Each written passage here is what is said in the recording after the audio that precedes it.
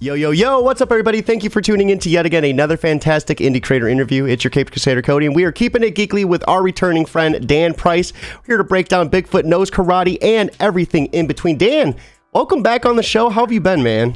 Man, it's, it's like peas and carrots, man. We're back together again, dude. Cody, it's good seeing you, dude. I've been doing really well, kicking it with the Kickstarter we got going on right now, and just got my fingers on a lot of pies right now, so I'm enjoying myself. Last time we had you on, we broke down Latex Man, or Latex Avenger meets Halloween Man. So how did that Indiegogo end up going for you guys? That went really well, and I'm glad to be able to say, look at what I got. Ooh, yeah, dude, those look gorgeous. Thank you so much. We got covers galore. We got regular editions. We got deluxe editions. These are being packed up and mailed out as we speak. And I will have copies with me at Baltimore this weekend, so coming up. So get ready, y'all. Latex Avengers awesome. Back, baby. More responsible than ever. So anyway, be prepared. So I cannot wait to get my hands on a copy, man. It looks like it's so much fun. Before we dive into too much of the comic talk, let's begin with the basics. Give us a little bit about who you are and how you got into creating comics. Oh, who I am. I'm just a lowly, my name is Dan Price. I am a graphic designer, creative director from Austin, Texas. I do by day I do that. By night I work on comics. I got into the comic books when I was about 8 years old. Thank you, Carlos, for making me go to the store with you to pick up comics.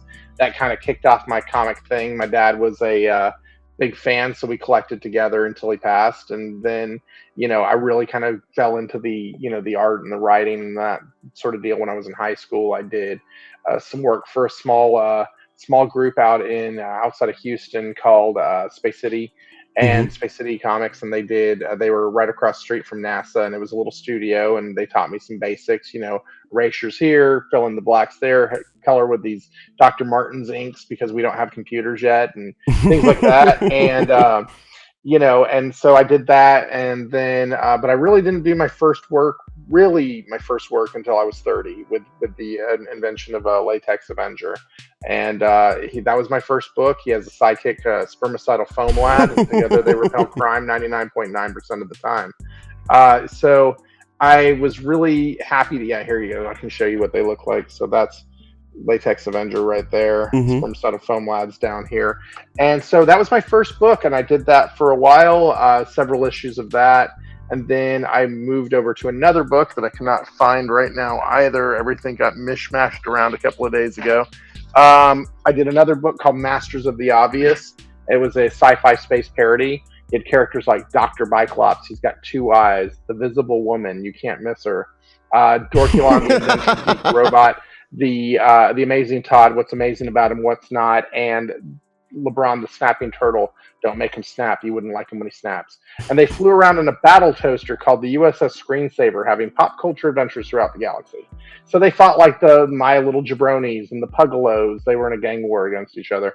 And, I love that. Holy crap. The Jabronis. Oh my God. My Little Jabronis, man. They were mafia ponies. And they had Al Capone. Al Capone was the leader of the ponies.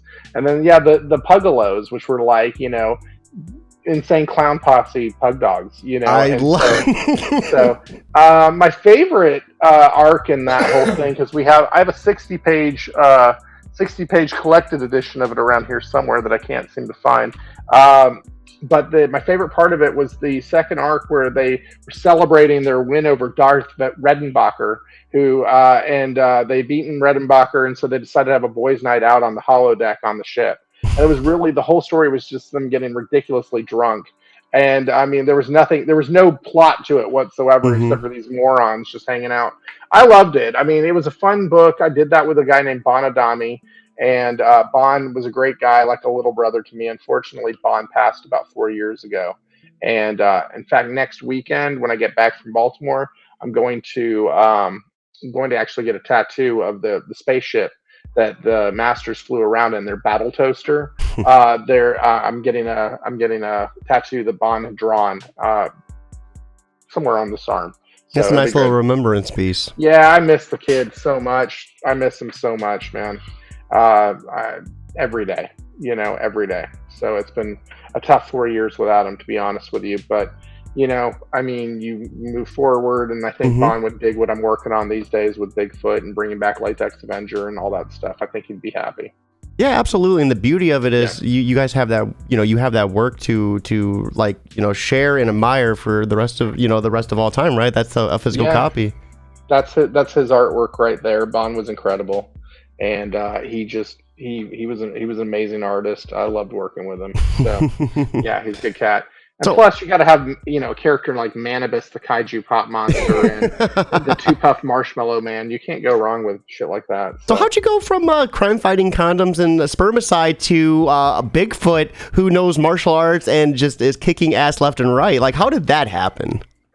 Okay, so the biggest thing for me is, you make it different, right? And I've been doing comedy comics for a long time, and so I wanted to do something that was action adventure cinematic, just that really, has a big winding plot, not these one-off, comedies, about with dick and fart jokes all over the place. I wanted to do something that was impactful, something that didn't have pop culture references riddled through it. So 30 years from now, you could pick up the book and pick it up and just keep going. You wouldn't even think twice about it. And so, they say write what you know. Well, sometimes you also have to write what you don't know in order to grow as a writer, frankly. So this is my writing what I don't know. This is a completely different world for me writing inside Bigfoot Knows Karate. It's a psychological thriller action adventure, which is totally out of my wheelhouse as a comic book person, but as a writer, it's stuff that I've tackled previously because I've been writing since, I don't know, high school, and short stories, novellas, I wrote a play that was written entirely in movie quotes, that was produced, things like that. I've written other plays. I love to write. And so I don't know, it's kind of like when I first got into comics, I was drawing with a pencil and a pen, right? And and a piece of paper, and now the whole thing is all digital. It was the day that I decided to put my graphic designer brain on, and as a comic book artist, that things started artistically making sense to me. It's the same way as being able to take your writer hat and move it over to comic books. You know what I mean? It was just taking the skills you already had and applying them into a new area and just trying to flourish the best you can. Man, and we have these interiors on our image slideshow right next to us. Just the way you lay out the panels with the the imagery behind it, it feels like so next level. Like, do you feel like a lot of that came from working like digitally? Oh, absolutely. I do.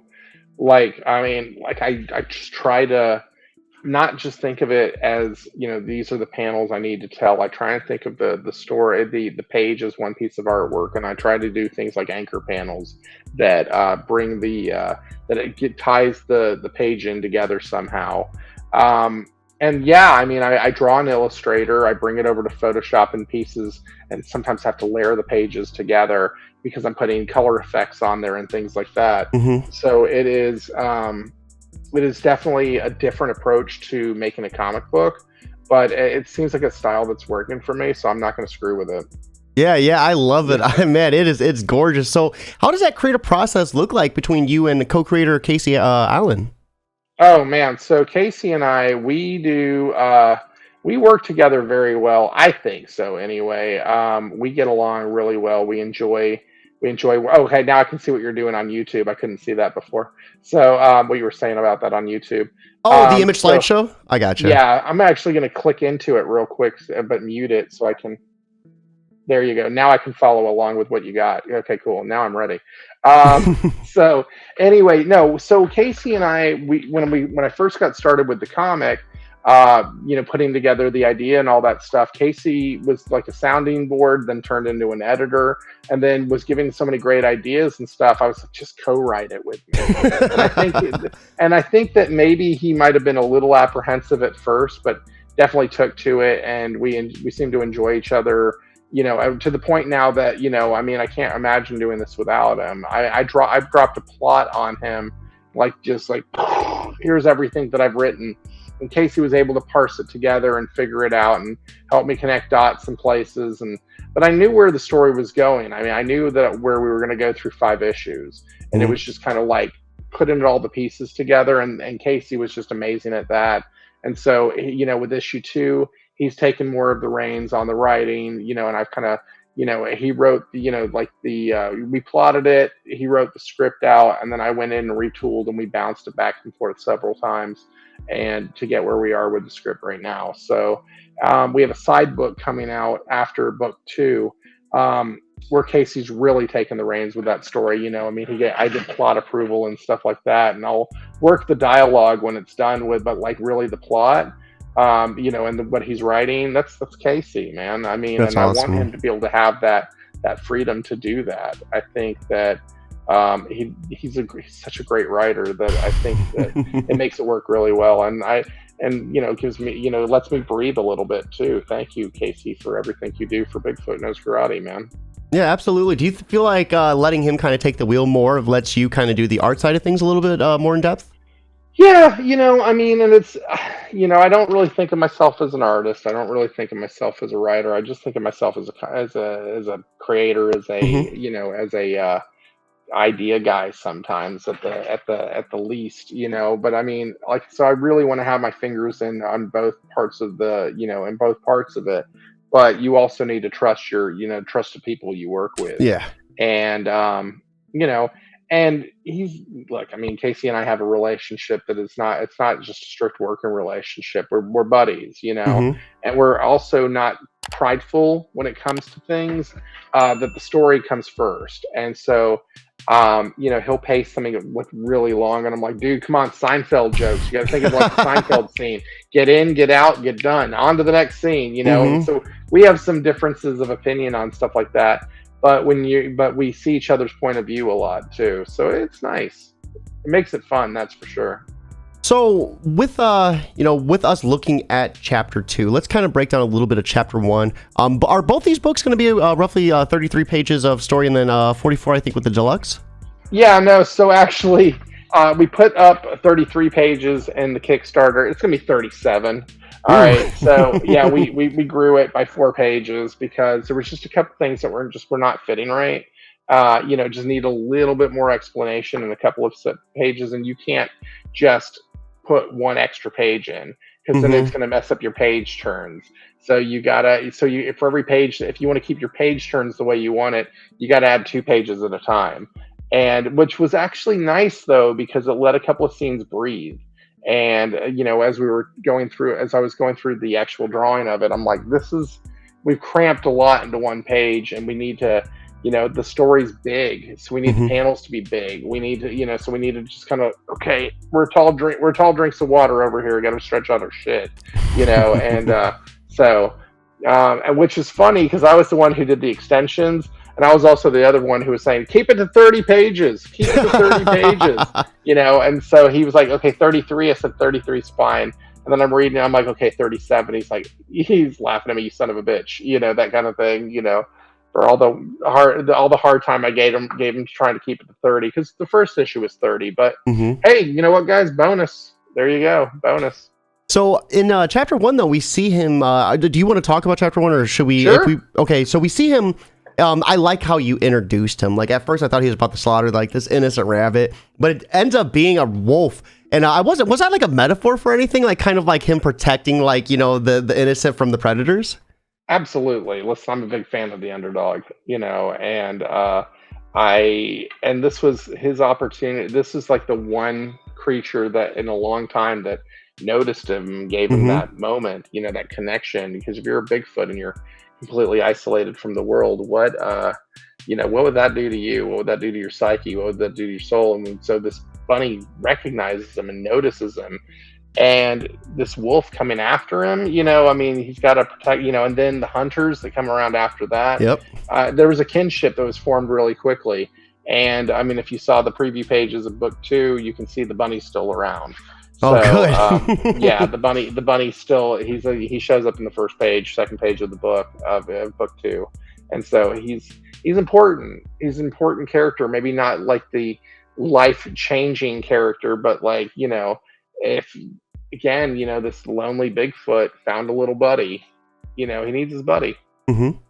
So I mean, and things get climactic. We see him go up against none other than Kung Fu Thulu, and that I love that fight. That fight was so much fun. Holy crap, man! So what was some of your inspirations for throwing Bigfoot in Cthulhu together? So that's Casey, man. I mean, because I had been writing the story, but didn't really have a big bad yet. And I just knew there needed to be one. He's like, he should fight a Cthulhu. And I said, what? He goes, Kung Fu Thulu. I'm like, all right. And, and so like the next day I had sketches drawn up and we were off to the races with Kung Fu Thulu. So it was great. I mean, how do you not work with somebody who comes up with the name Kung Fu Thulu? I thought I was good at coming up with names of characters, but chef's amazing shit, dude. Amazing. And taking a peek at the Kickstarter too, it looks like Bigfoot ends up incarcerated too. So chapter 2 is kind of going to be starting off on a whole different level than what we were experienced with the issue 1. Oh, absolutely. We go from this rural, forest environment, of nature and, where he's part of the land to this cold industrial prison hell that he's been taken to. And, he's already has the ability to change through planes of existence, but he has found himself in a world of shit. And what's worse, being completely isolated from the entire world or being completely surrounded by enemies. That's our situation that our guy's in right now. And that sounds like a tough pickle to be in. So I think without further hesitation, let's go ahead and dive into the Kickstarter and see what the hype's all about. So we are looking at Bigfoot Knows Karate, Chapter 2, Born Under a Bad Sign. The high octane two-fist tale of Bigfoot Knows Karate continues. Think Godzilla vs. Kong meets Kill Bill with a twist of loss. Currently sitting at $3,386 of a $1,500 goal with 105 backers and 16 days left to go. Dude, congratulations on doubling your funding. That is so awesome, man. Thank you so much, man. Appreciate that. That is so awesome. We had a good launch. We launched with Chris from the book Crit. Yep. And had a great time doing that. And, we're both off to the races. I'll be seeing him in a couple of days in Baltimore. We're actually tabling with each other. Oh, that's so awesome. Next to each other, yeah. So I've been kind of dipping into that little Instagram. You guys have that like tight-knit Instagram group, and I kind of been like working my way. I had Jerry from E4 Comics on not too long ago too. Jerry, man. Yeah. Love Jerry. Yeah, no, there's some good cats on Instagram. You introduced me to a lot of awesome people. I appreciate you for that, man. Thank you so much. I haven't had time to thank you for that. Oh yeah, no, I mean, I love the Instagram community. I'm glad that you get to connect with some of them. There's I can get you more, I assure you. But like, yeah, Chris and Jerry and Dennis and Jason over at the Savage Sandbox, Jack, all of those guys are great dudes. All the cats over at Lesser Known, a huge fan of all of them. And then all of us GDIs, us goddamn independents, all, rally around each other. And we all just, I love working with everybody and getting, all the Jerrys. Yeah, there's like 2 Jerrys in the Savage Sandbox. Don't want to miss a Jerry. They're all, good cats, man. I mean, I'm real, I'm not a religious guy, but I'm real blessed to know all these cats. That's for sure. So. No, absolutely. And here, just noticing it too, we got Bigfoot actually holding the rabbit. So I love that so much. You know what I mean? Yeah. No, that rabbit's cool. I got a lot of plans for that rabbit. So right here is the video. Let's go ahead and check this out. Sure. It's a little short one this time around.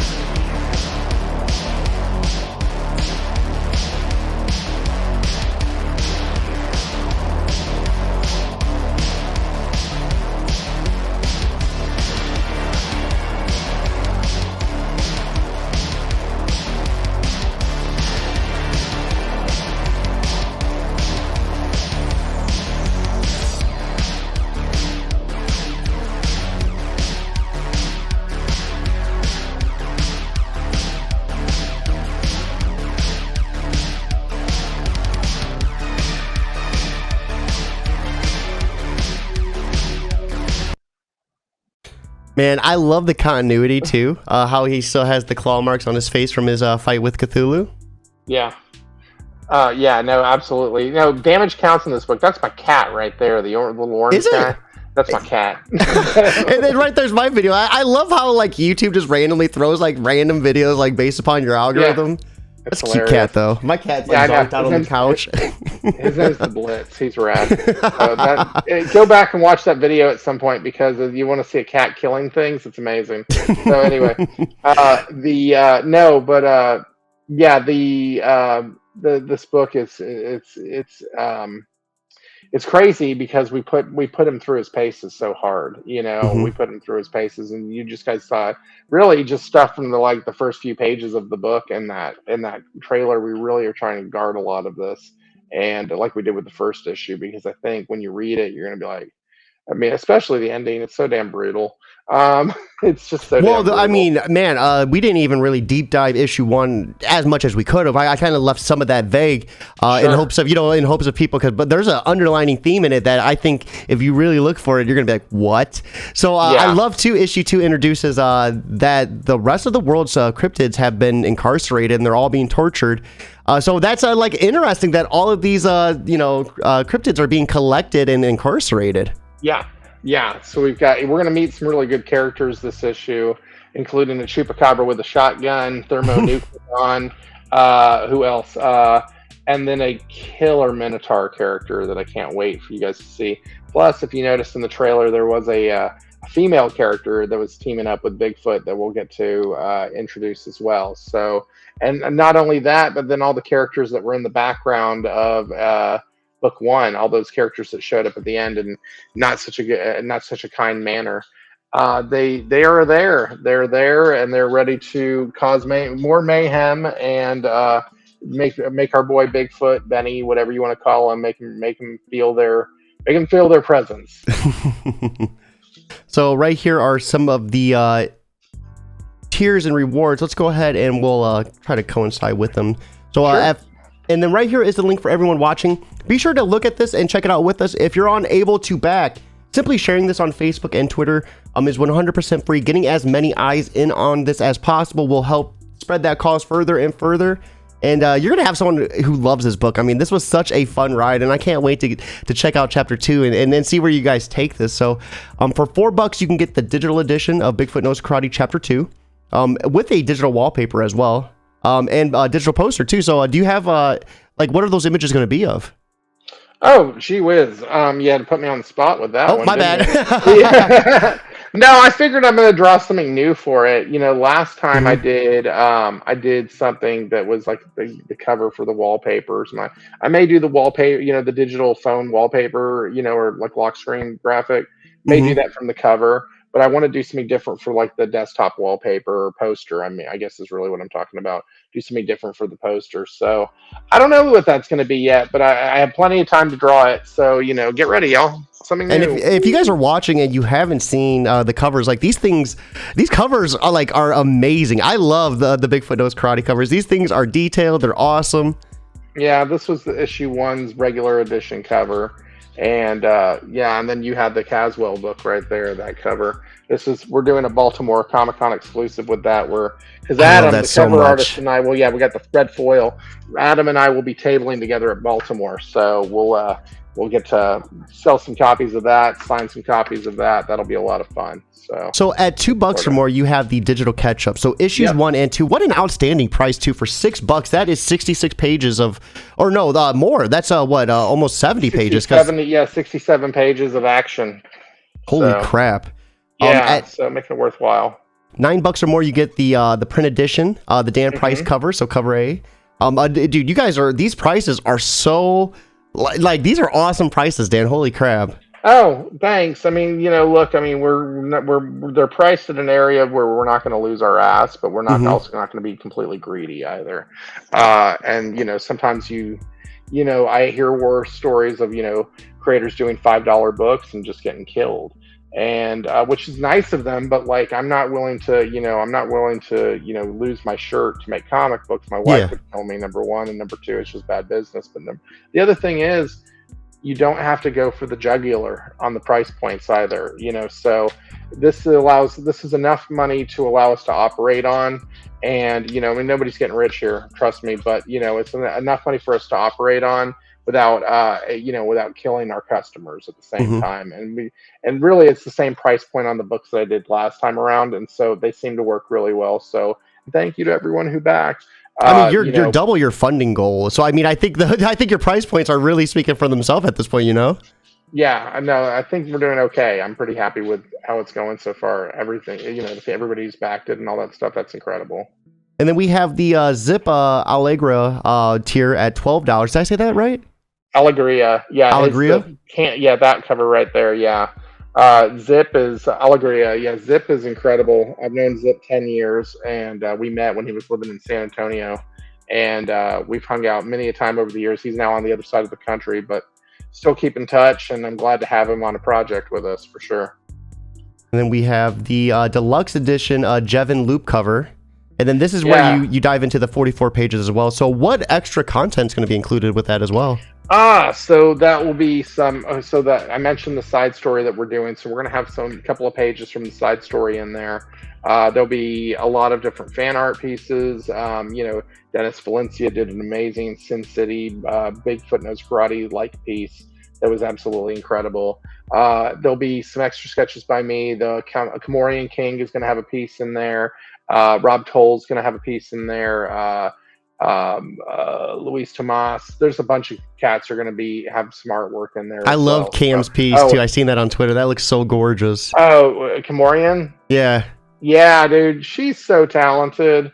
She's so unbelievably talented. I'm such a big fan of hers. And my man Andy Bloor, he's got an amazing piece that's going to be in there too. So we'll have all of that, but then I'll have some extra sketches in there, and we'll also do a director's commentary in the book as well, which was something that we did in issue 1. So if do I have just regular deluxe edition around me? Anyway, whatever. If you picked up issue 1, then the deluxe edition, there was a QR code in the back. Click on the QR code and it takes you to a director's commentary video that goes. That's awesome. It goes into a deep dive. In fact, right before I was over here on this show, Drew Edwards, Paulo Hernandez, myself, and the High Heel Gamer, we were just recording the one for the Halloween Man Meets Latex Avenger comic. So it's something that I came up with a few years ago that I wanted to do a director's commentary for a comic book. When the pandemic happened and everybody started really using QR codes finally, it kind of dawned on me, this is how we could do it. And so it just takes you to a private video and you can go and do a deep dive on the comic. That's so cool. I love that. That is such an awesome idea. We have at 18 or more, the Bigfoot Knows Karate issue 1 and 2 regular edition, so the physical catch-up tier. At 20 or more, we have the Adam Caswell cover for Bigfoot Knows Karate 2 Deluxe. Yep, and that's the wraparound cover you see right there. This thing is gorgeous too. Variant. Oh, Adam's incredible, man. I mean, he's such an amazing artist. Jevin, Zip, all of them, just incredible artists. I remember seeing you share this on Twitter. By the way, if you guys are not following Dan on Twitter, you need to. I love seeing you like share the sneak peeks, man. It is always just like, man, I need this now.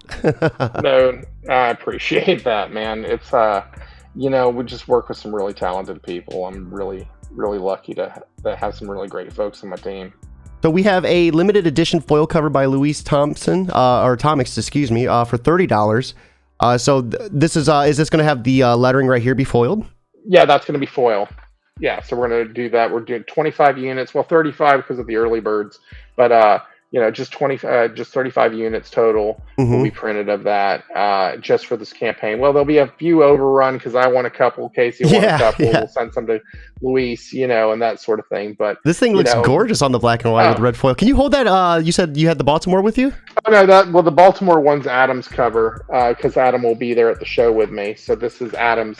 Here, but just to see how that looks with the black and white. That thing looks gorgeous. Without that baggy on it, yeah. Let's see.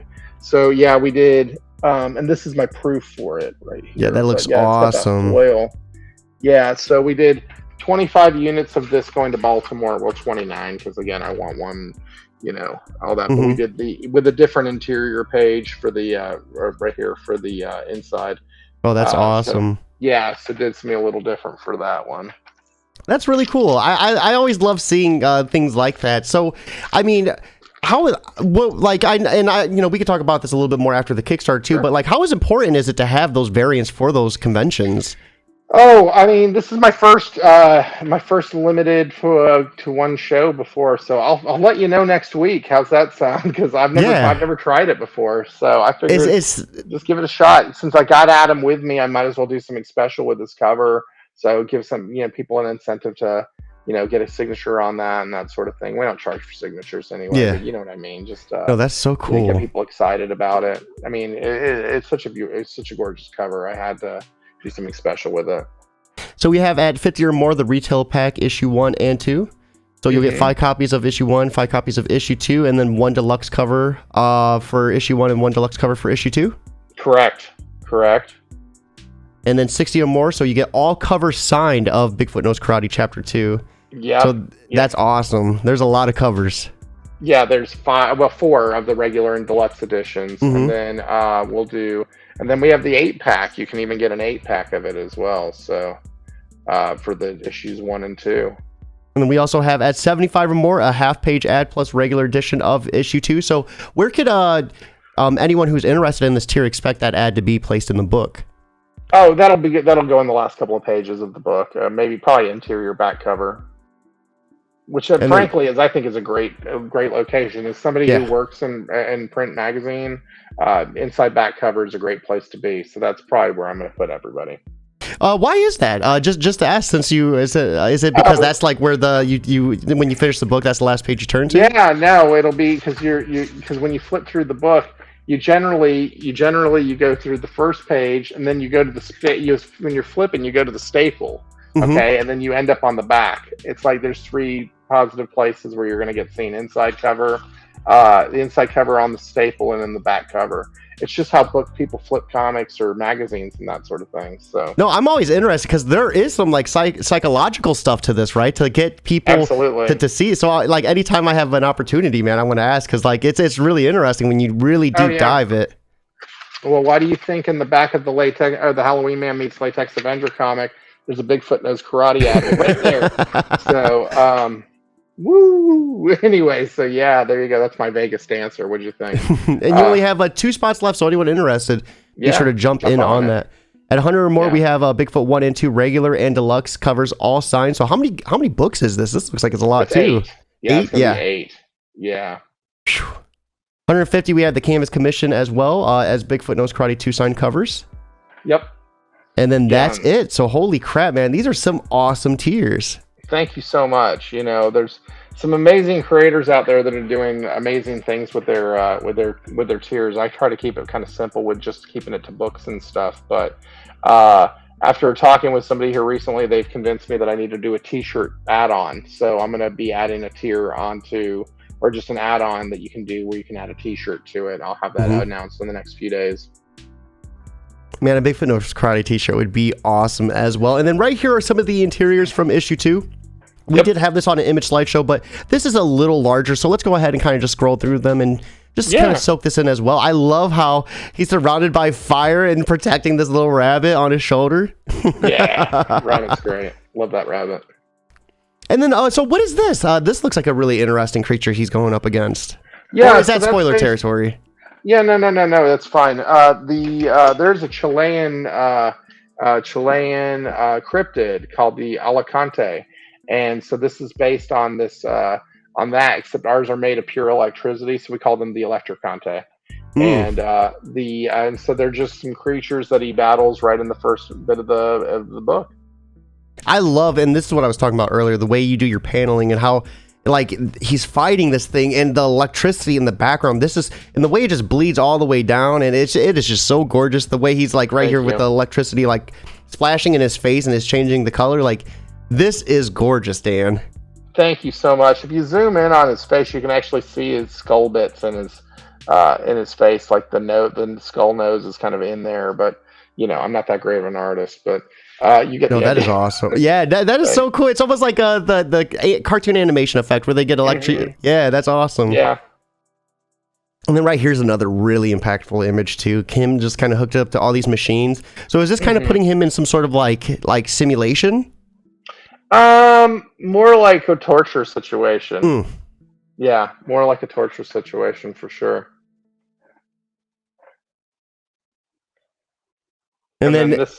this cat on the left, that was from issue 1. Mhm. We saw him in issue 1, so he's back. And his name is Grisha. We named him one time in the first issue, but yeah, his name's Grisha. And then there was a mention of a character named Lancaster in issue 1, Mhm. and so Lancaster makes his appearance for the first time in this book. Some other different creatures right here. Is this the one with the shotgun? Yes, Chupacabra with a shotgun. Yeah. So I just love how awesome these creatures and these concepts, like the way they look as well too. So who's this blue guy? This looks interesting as well. Yeah, that's Thermonucleodon. He is a kaiju, monster type with missiles growing out of his back. Yeah, so he's very much in the vein of a Godzilla type, but we kind of just put a couple extra layers on him. Sounds rather explosive, if you know what I mean. Yay! You did there. So once again, right here is the link to that Kickstarter, guys. If you can't back, you know the drill. Be sure to share that on Facebook and Twitter. So Dan, after going through that Kickstarter in its entirety, what would you like to say to anyone that might be on the fence about backing? What are you, crazy? Come on now, back the damn book. No, seriously. If you look, I mean, we're offering an alternative to other comics that are out there. Not saying there's anything wrong with those comics, but if you there's a lot of superhero books, there's a lot of ultra realism in comics today. Good stuff. But if you're looking for something different than that, check out Bigfoot Knows Karate. It is it's action adventure, it's psychological thriller, it's a chock full of violence and a little bit of humor in there too, if you like dark humor. It is it's Godzilla versus Kong meets Kill Bill with a twist. If that doesn't sound good to you, I don't know what will, baby. So come and take a look. Like, are you living under a rock? Yeah, come on now. What are you, crazy? No, but seriously, I just want to thank everybody who's backed the book. Everybody who has done fan art, everybody who's done, liked, shared, commented, retweeted, whatever.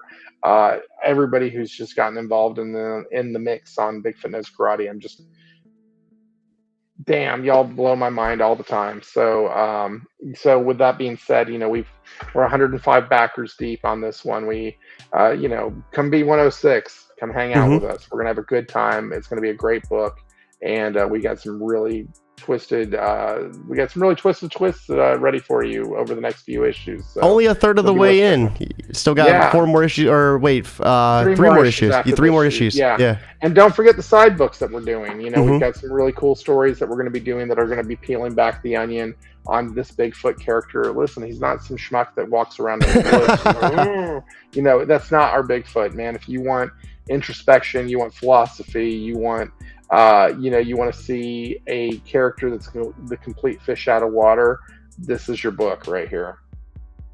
Man, that I love it, and I cannot wait to get my hands on chapter 2. It's going to be so much fun. So Dan, give us a little bit more about what the future holds for you. I know you said next week you're going to be heading to Baltimore. Yeah, I fly out 2 days from now on Thursday. So fly out there. We'll be in Baltimore for 3 days, Friday, Saturday, the 28th through the 30th of October. And then we'll be home frantically working on the comic for a while there. I've also got I've got another con in December, the Lone Star Zine Fest. I've never been to a Zine Fest before, so I'm really looking forward to that. Hey, it's local. It's right here in Austin. I've got a couple friends who are involved in the thing, so they said, hey, you should check it out. And I said, hey, I'm going to try to check it out. So, it's at the, I can't remember where it is, honestly, but it's going to be, it's like 15 minutes from my house. I never get shows 15 minutes from my house, Cody. Do you know how excited I am about this right now? Yeah, dude.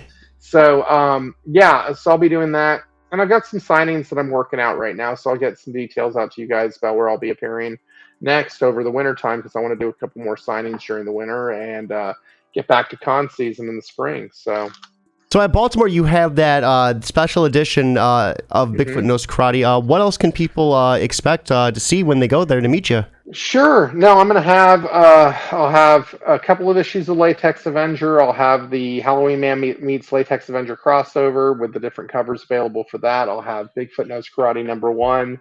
I'll have 3 different covers of that, as well as the Baltimore exclusive. And I will also have copies of Masters of the Obvious collected edition. So there'll be a lot on my table to check out. Adam's going to be with me, so we're going to have a display up there with his artwork on it, so you can pick up prints and that sort of thing. I think he's talking about doing some head sketches.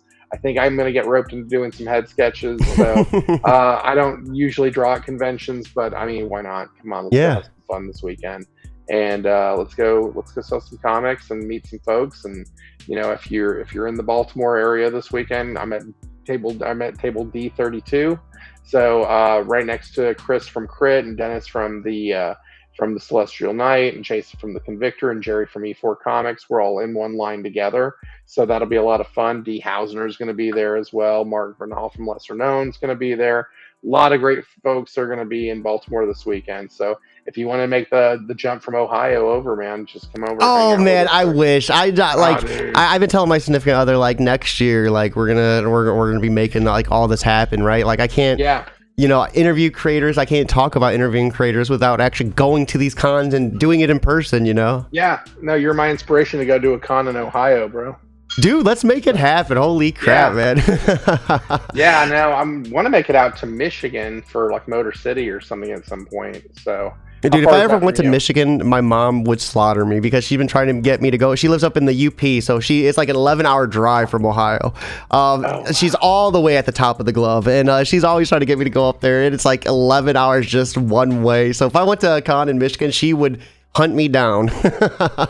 Okay, so you don't come to that one, but or just go visit your mom. Damn it! I mean, come on, dude. Your first love. Jesus, man, she's your mom. Anyway, no, I'm just messing with you. I don't know. No, I know. I don't know the dynamic. I'm like, dude, don't talk about my mom, dude. I don't know.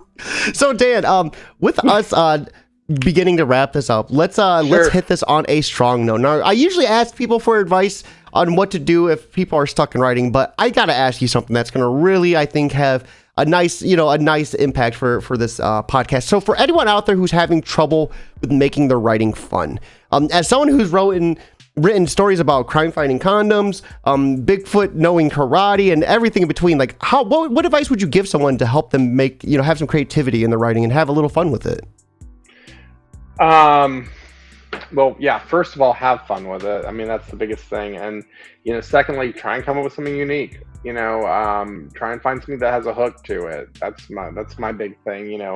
Character named Latex Avenger, it's a little odd. Bigfoot knows karate, it's a little odd.